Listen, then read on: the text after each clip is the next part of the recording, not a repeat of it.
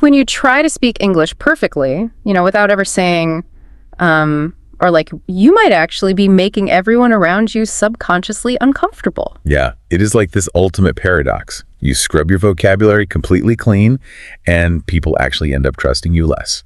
Welcome back to English Unfiltered. I am Alex. And I am Jamie. Today we are doing a deep dive into this totally bizarre social dynamic that pretty much everyone struggles with at some point.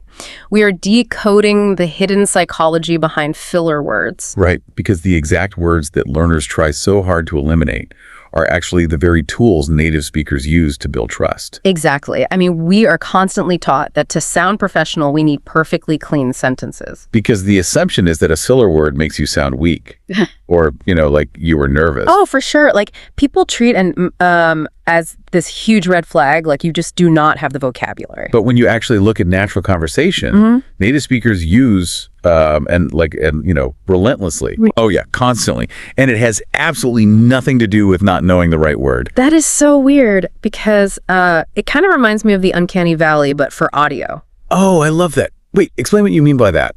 Well, you know how a hyper-realistic CGI face creeps us out because it is just too perfect?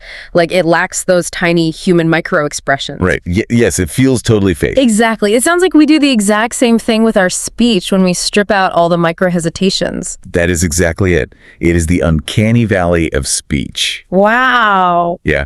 And when we look at the mechanics of how this works in the brain, flawless, hyper-optimized speech actually triggers a cognitive suspicion alarm. A suspicion alarm? Are you serious? I am. When you speak without a single pause, the listener's brain registers it as scripted or emotionally controlled. Oh my God, yes, because it sounds like a politician giving this heavily rehearsed PR statement. Exactly. We subconsciously wonder if they are reciting lines at us rather than actually talking to us. Yes, and the psychological mechanism at play here is what makes this so fascinating. And actually acts as an audible buffering signal. An audible buffering signal. Okay, that makes sense. Right. So when you say, I think we should look at a different approach, that hesitation tells the listener's brain something very specific. Wait, what does it tell them? It says, I am carefully considering my words right now so I do not offend you. No way! That is wild! It literally triggers empathy. It signals raw authenticity. Okay, but I have to push back a little here. Sure, go ahead. Because if I am listening to a CEO pitch a startup and the presentation is just flooded with ums and likes, I do not feel a deep emotional connection. Right. You just think, they're completely unprepared. Exactly. I assume they didn't prepare at all. So where's the line between creating authentic breathing space and just sounding entirely incompetent? That is the crucial distinction. It is not about turning your entire sentence into filler. Right. It is about using those words as a targeted pressure release valve. A pressure release valve. Yeah, in high-stakes situations, a well-placed hesitation creates a collaborative rhythm. It softens harsh feedback.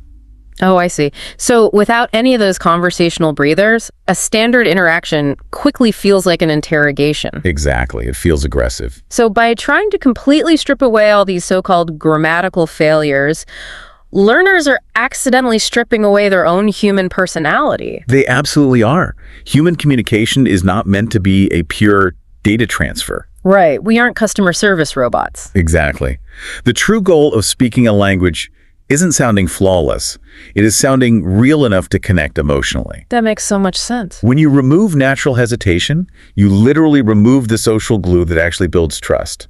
That is just so crazy to think about. If sounding perfectly polished actually makes us sound distant, that completely inverts how we are taught to prepare for things. Job interviews, public speaking, all of it. Yeah, we might all need to let ourselves off the hook a little bit and just let the conversation breathe. Highly recommend it. Which leaves you with a final question to mull over today. If striving for perfectly optimized speech actually pushes people away, what other imperfections are you hiding that might actually make people like you more?